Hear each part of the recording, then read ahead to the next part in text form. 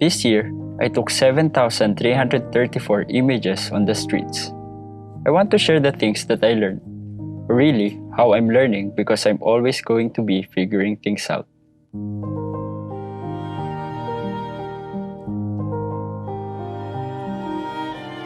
Spending the majority of the time at home, I enjoyed studying great photographers. I spent a lot of time admiring amazing images, trying to understand what makes them excellent, absorbing whatever knowledge I can to improve my photography. While doing that, I learned that while it is good to study, nothing beats experience. Street photography is not like math. It's not something that you can learn and tuck away for when you need it. It is meant to be practiced. Like learning a new language, you won't gain fluency if you don't use it often. If you want to get better in street photography, there's no other way than to practice street photography. I mentioned that I took thousands of images this year. What I didn't say is that most of them are bad. Those bad photos led me to be able to take a few good ones.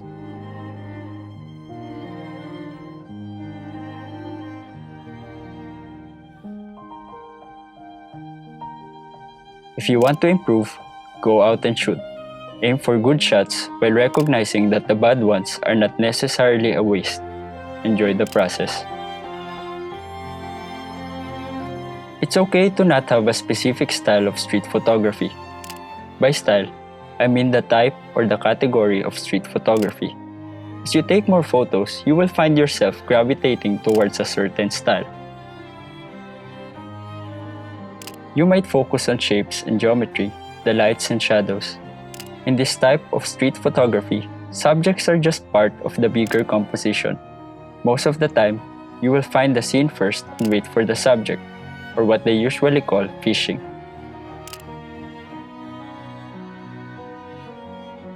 You might like candid close-up shots where you would walk up to a subject and capture their expressions. This is the kind where there can be a little tension between you and the subjects. Since you are in close proximity, they will be able to easily confront you. You might focus on taking snapshots of the mundane, the regular street life. In this type, you are documenting what the streets look like at a particular moment. Since it is just a snapshot, it might not look exciting, but in time, these shots might age gracefully. The street changes, but your photos of that moment will not.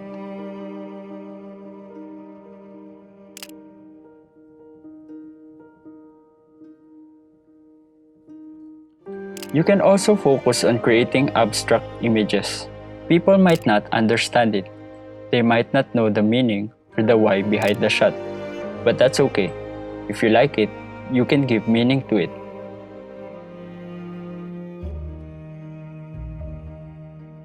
You can also focus on storytelling. In this type, you have to be extra intentional. It can be journalistic, artistic, funny, or sad, technically good or technically bad, but there must be a story. If you don't know your style yet, that's fine. I don't exactly know mine yet, but I'm seeing what style I'm gravitating towards. And over time, you will too. So keep shooting.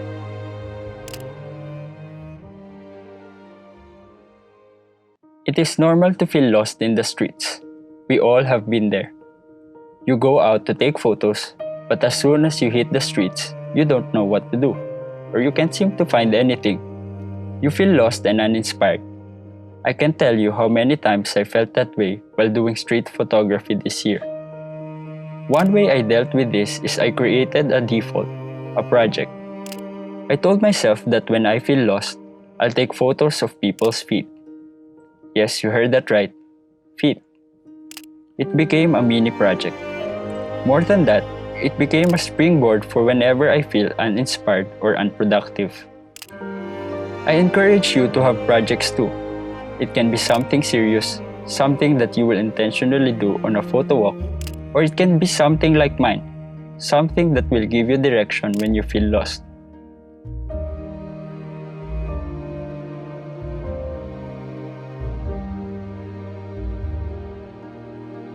You can even have multiple projects or defaults at the same time.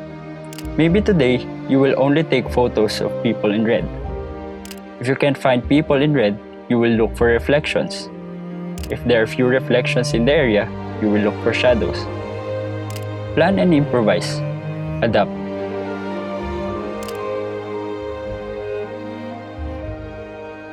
It is normal to have fear. I would say I'm more confident now than before, but there are still days when I feel awkward taking photos of strangers. It is essential to know the cause of your fear. Is it the fear of being confronted? Is it the fear that you might be doing something illegal? Is it the fear of not being good enough?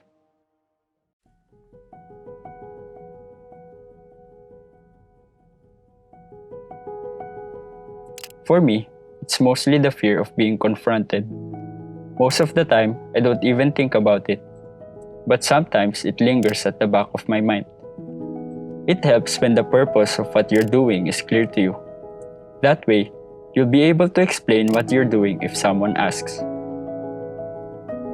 Like what I mentioned earlier, it also helps when you have a default. What would you do if you feel this way? For me, I keep taking photos from afar, prioritizing composition over expressions and moments. If I don't feel comfortable taking pictures of people up close, I don't push it. But that's me. Your way of dealing with fear might be different.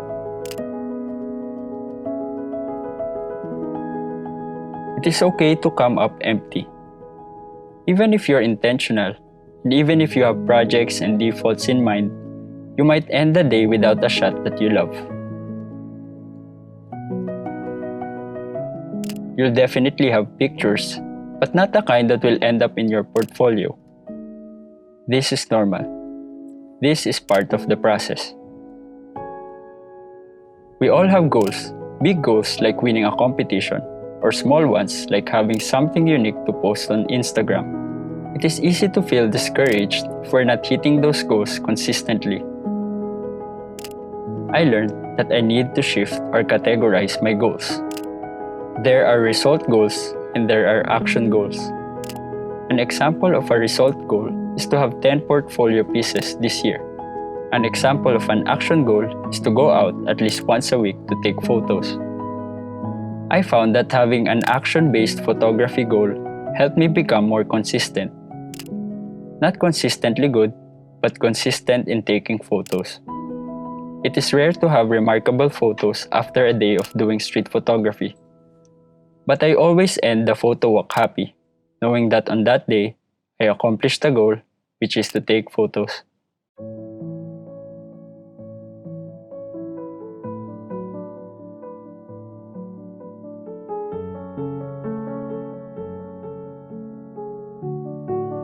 This has been a good year for my photography. I learned a lot of things that keep me wanting to learn even more. As a bonus, I was able to keep this YouTube channel running. I was able to document my progress. I'm hoping to continue doing this for another year. I want to thank you guys for sticking around. For all the support and encouragement, thank you.